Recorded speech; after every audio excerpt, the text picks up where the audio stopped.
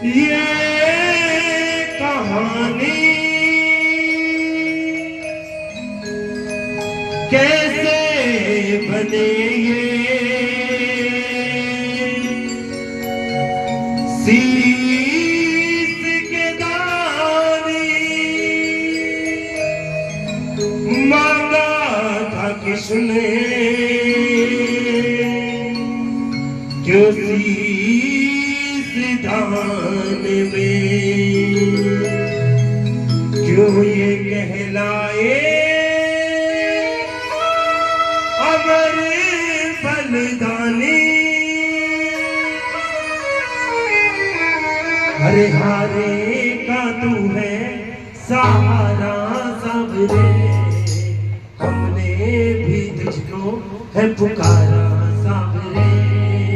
हारे का तू है सहारा सबरे, हमने भी तुझको पुकारा सबरे। नहीं और कहा जाए अब बोल कहा जाए, नहीं और कहा जाए अब बोल कहा जाए। हारे का तू है सहारा सबरे, हमने भी तुझको पुकारा सबरे। हारे का तू है सहारा सबरे, हमने भी तुझको पुकारा सबरे। कौन है ये खाटू वाले श्याम, क्यों है शीश स्वरूप हमारे श्याम बाबा, और कैसे कहलाते हैं ये शीश का दानी? कौन है दानी? और कहो हारे का तू है सहारा सबरे, हमने भी तुझको है पुकारा सबरे। हारे की रखवाली गोविंद मेरो है, गोपाल मेरो है, गोविंद मेरो है, गोपाल मेरो है। शिवा के बिहारी नंदलाल मेरो है, शिवा के बिहारी नंदलाल मेरो है। गोविंद मेरो है, गोपाल मेरो है, गोविंद मेरो है, गोपाल मेरो है। कौन है ये खाटू वाला श्याम, कौन है ये शीश का दानी? तो कहां से ये कथा शुरू होती है? महाभारत के युद्ध में पांच पांडवों में तीसरे महाबली योद्धा भीम के पुत्र हुए घटोत्कच, और घटोत्कच के पुत्र हुए महाबली बर्बरी। बोले महाबली बर्बरी की बाल बर्बर थे, घुंघराले थे, इसलिए नाम पड़ा था बर्बरी। और जन्म लेते ही 14 साल की आयु में आपकी कहने लगे ना तो मस्ती रहनी चाहिए, तभी तो पता चलेगा आप सुन रहे हो। प्यारा सा मुखड़ा घुंघराले रे, कलियुग का राजा खाटू रे। प्यारा सा मुखड़ा घुंघराले। माता मोरवी के लाल है। माता मोरवी का दूसरा नाम, माता मोरवी का दूसरा नाम अहिलावती। बोले अहिलावती के माता मोरवी और अहिलावती दोनों नाम एक ही मैया के, घटोत्कच की पत्नी का नाम था अहिलावती। दूसरा नाम मोरवी, क्योंकि मोरवी तो अपने पिता से उनको वरदान में नाम मिला हुआ था, इसलिए कहो हम हारे हारे हारे तुम हारे के सहारे। हारे हारे हारे तुम हारे के सहारे।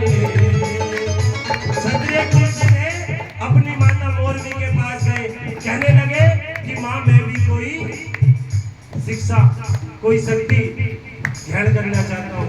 माता ने बहुत समझाया, लेकिन बालक में जिद होती है। 14 साल के बच्चे में जिद होती है। अपनी माँ से जिद करने लगे कि नहीं माँ मुझे भी कोई शक्ति ग्रहण करनी है। तब माता मोरवी ने समझाया कि अगर बेटा शक्ति ही ग्रहण करनी है तो तुम आदि शक्ति जगत पिता भोले बाबा की शरण में चले जाओ। वही इस दुनिया में, इस कलयुग में, इस युगों में देवों के देव महादेव है। तब छोटा सा बच्चा बर्बरी 14 साल की उम्र में ही माता मोरवी से आज्ञा लेकर भोलेनाथ की शरण में चल दिया। भोले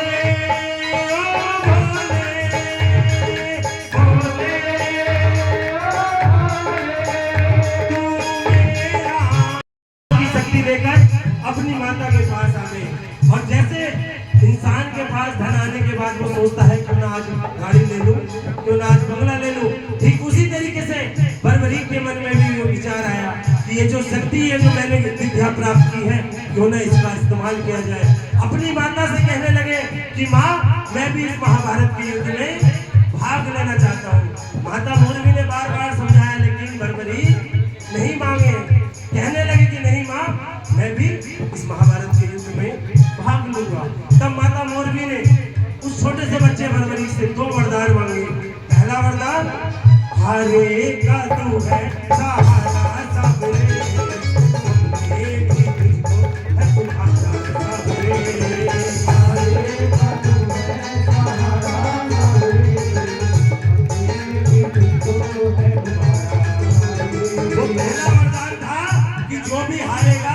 तुम उसकी सहायता करोगे।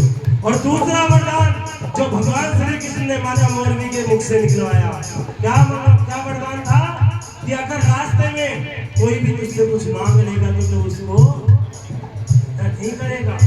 ये दोनों वरदान अपनी मां को नतमस्तक होकर देकर चल पड़े युद्ध की ओर। और जैसे शेरा वाली मैया शेर की सवारी करती है, भोले बाबा नंदी की सवारी करते हैं, ठीक वैसे ही हमारे बाबा श्याम किसकी सवारी करते हैं? कौन से वाले घोड़े की? नीले घोड़े वाले की। वो छोटा सा बच्चा अपने नीले घोड़े पर सवार होकर युद्ध की ओर चलने लगा।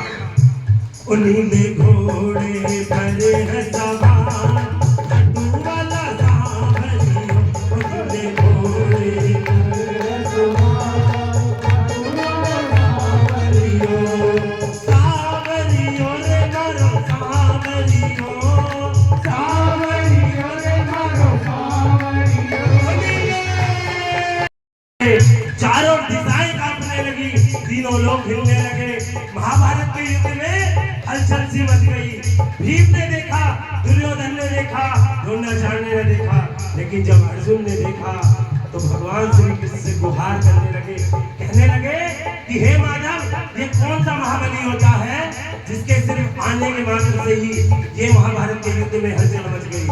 तब बार बार अर्जुन की आज्ञा करने पर भगवान श्री कृष्ण मुस्कुराए और एक ब्राह्मण का वेश बनाकर एक पीपल के पेड़ के नीचे जाकर बैठ गए और रोक लिया बर्बरीक का रास्ता। कहने लगे कि हे बर्बरीक, कहाँ जाते हो? तब बर्बरीक ने ब्राह्मण देवता को नमस्कार किया। कहने लगे कि हे ब्राह्मण देवता, मैं इस महाभारत के युद्ध में भाग लेने जा रहा हूं। तब ब्राह्मण देवता मुस्कुराए, कहने लगे बेटा, अभी तो तेरे खेलने कूदने की उम्र है और तुझे पता भी है उस महाभारत के युद्ध में कितने बड़े बड़े महायोद्धा है। वहां पर दुर्योधन है, अर्जुन है, द्रोणाचार्य है, युधिष्ठिर है, भीम है, तेरे बड़े बड़े कर्ण जैसे महायोद्धा है। ऐसा तेरे पास क्या है कि तू उनका सामना करेगा?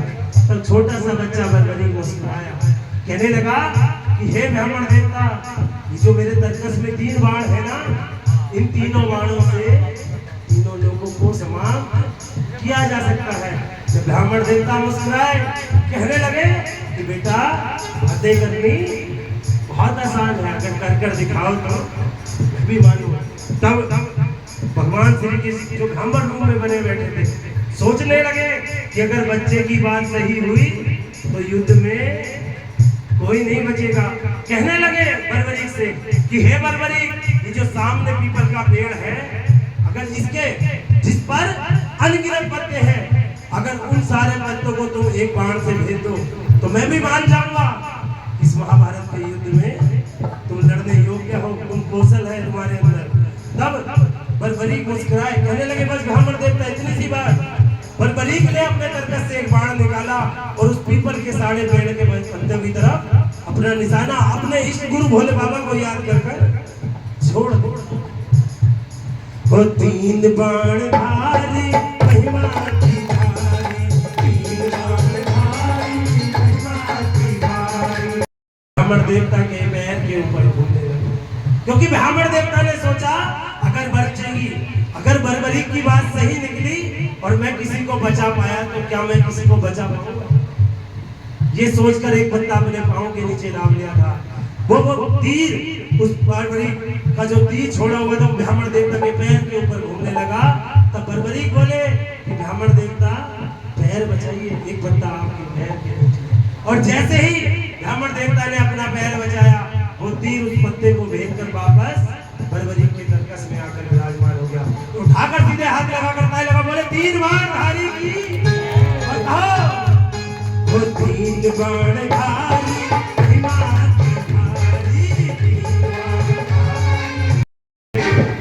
कि अगर ये युद्ध में पहुंच गया तो सबको ढूंढ ढूंढ कर मारेगा। कहने लगे बर्बरीक से ब्राह्मण देवता कि हे बर्बरीक, तुम इस युद्ध में किसका साथ दोगे? तब बर्बरीक कहने लगे कि हे ब्राह्मण देवता, मैंने अपनी माँ को वचन दिया है कि जो भी हारेगा मैं उसका सहारा बनूंगा। तब ब्राह्मण देवता कहने लगे कि हे बर्बरीक, ये कैसा वचन दे दिया? अगर पांडव हारने लगे तो तुम पांडवों की तरफ हो जाओगे, और अगर कौरव हारने लगे तो तुम कौरवों की तरफ हो जाओगे। ऐसे तो युद्ध का निर्णय नहीं होगा। तब छोटा सा बच्चा बर्बरीक भगवान श्री कृष्ण जो ब्राह्मण रूप में बैठे उनके आगे नतमस्तक हुए और कहने लगे कि हे ब्राह्मण देवता, अब आप ही मेरा मार्गदर्शन कीजिए। तब ब्राह्मण देवता के मुख से आवाज आई कि हे बर्बरीक, इस कलयुग के उद्धार के लिए किसी एक शीश की जरूरत है, किसी एक महाबली योद्धा के शीश की जरूरत है।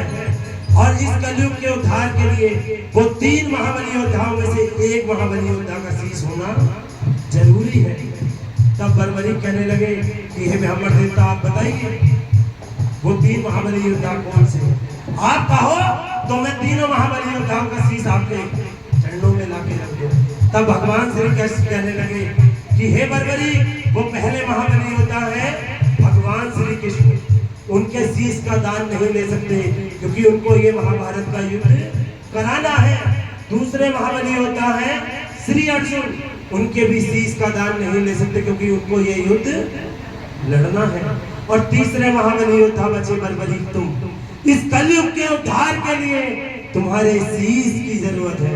और जैसे ही बर्बरीक ने ये सुना तो कहने लगे ब्राह्मण देवता से कि हे ब्राह्मण देवता, शीश का दान दिया जाएगा, लेकिन जो शीश का दान मांग सकता है वो कोई साधारण ब्राह्मण नहीं हो सकता। आप कौन हैं? आप अपने असली रूप में। तब पूरे महाभारत के युद्ध में भगवान श्री कृष्ण ने अपना विराट रूप दिखाया। बोले कृष्ण कन्हैया लाल की जय, बोले द्वारकाधीश महाराज की जय, बोले गिरधर गोपाल की जय। और जैसे ही बर्बरीक ने भगवान श्री कृष्ण का विराट रूप देखा, नतमस्तक हो गए, कहने लगे कि हे प्रभु, आपके चरणों में इस बच्चे का शीश भेंट के लिए तैयार है। आप निकालिए तलवार और मेरे धड़ से इस शीश को अलग कर दीजिए। तब ब्राह्मण देवता जो अब भगवान श्री कृष्ण के विराट रूप में खड़े थे कहने लगे कि अगर मैं अपने हाथों से तुम्हारे धड़ से इस शीश को अलग करूंगा तो वो दान नहीं बलि मानी जाएगी। आपको अपना शीश अपने हाथों से अलग कर कर मुझे दान में देना होगा, तब ये दान में माना जाएगा। बस इतनी सी बात सुनकर छोटे से बच्चे बर्बरीक ने बिना सोचे समझे निकाली तलवार और अपना शीश दान में दे दिया। नतमस्तक हो गए भगवान श्री कृष्ण भी इतना सब कुछ देखकर। अरे मांगा शीश का दान मुरली मांगे दे, मांगा शीश का दान मुरली मांगे दे। और बर्बरीक ने निकाली तलवार और दे दिया शीश उतार काटो वाले। चाहता तो युद्ध लड़ता और युद्ध विजयी होकर सूरवीर कहलाता, लेकिन कहा जाता है कि सूरवीर से ज्यादा गिनती दानवीरों में गाई जाती है। बर्बरीक कहने लगे कि हे ब्राह्मण देवता, ये लीजिए इस भक्त का, इस बच्चे का इस कलयुग के उद्धार के लिए इस दान में है, क्योंकि ये अपनी माँ को वचन देकर आया था कि अगर रास्ते में कोई कुछ मुझसे मांग लेगा तो मैं उसको मना नहीं करूंगा। अपनी माँ का वचन निभा गया और कहने लगे कि हे प्रभु, अगर कलयुग में मेरे शीश से हर प्रेमी का काम बनेगा तो उससे बड़ा सौभाग्य मेरा नहीं होगा। तब भगवान श्री कृष्ण कहने लगे कि हे बर्बरीक, अगर तुम्हारी कोई आखिरी इच्छा हो तो बताइए। तब बलबली के मुख से आवाज आई कि हे ब्राह्मण देवता, हे भगवान श्री कृष्ण, मैं ये युद्ध लड़ने आया था लेकिन युद्ध लड़ नहीं सका। मेरी बस अब आखिरी इच्छा ये है कि मैं ये युद्ध देखना चाहता हूँ। और भगवान श्री कृष्ण ने उस शीश को अमृत पान कराया और किसी को बताने की जरूरत नहीं होगी कि अमृत क्या होता है। भगवान श्री कृष्ण ने शीश को अमृत पान कराकर हिमाचल प्रदेश की एक ऊंची पहाड़ी पर बिठा दिया, जहाँ से दिल्ली का लाल किला बहुत छोटा सा दिखता है। ये कहते हैं, जो बाबा का पुराण है जिसमें ये कथा लिखी हुई है, स्कंद पुराण में यही कहते हैं कि वहां से दिल्ली का लाल किला बहुत छोटा दिखता है। जिसने भी लिखी है तो बाबा ही जाने लिखवाने वाले से इतने ऊंचे उस पर बिठा दिया और बोले कि हे बलबली, यहाँ से बैठकर तुम सारे युद्ध का नजारा देख सकते हो। महाभारत का युद्ध संपन्न हुआ और पांडव जीत गए। और कहते हैं कि जब कोई अच्छा काम करता है तो कहता है मैंने किया, लेकिन अगर कुछ गलत हो जाए तो दूसरे पे ब्लेम हो जाता है। ठीक उसी तरीके से पांडवों में भी घमंड आने लगा। अर्जुन कहने लगे ये युद्ध मैंने जिताया है, युधिष्ठिर कहने लगे ये युद्ध मैंने जिताया है, और अर्जुन कहने लगे ये युद्ध मैंने जिताया। आपस में लड़ने लगे। तब सामने पांचों पांडवों ने सोचा कि ऐसे तो युद्ध का निर्णय नहीं होगा कि किसने जिताया है। तब पांचों पांडव भगवान श्री कृष्ण के पास गए, कहने लगे कि हे गिरधारी, अब आप ही बताइए ये युद्ध किसने जिताया है। चलो चले मुरली वाले के पास, चलो चले मुरली वाले के पास, चलो चले। लगे कि हे गिरधारी, हे कन्हैया, हे नटवर नागर, अब आप ही बताइए महाभारत का युद्ध किसने जिताया है। तब भगवान श्री कृष्ण कहने लगे मारने वाला भी कन्हैया था और मरने वाला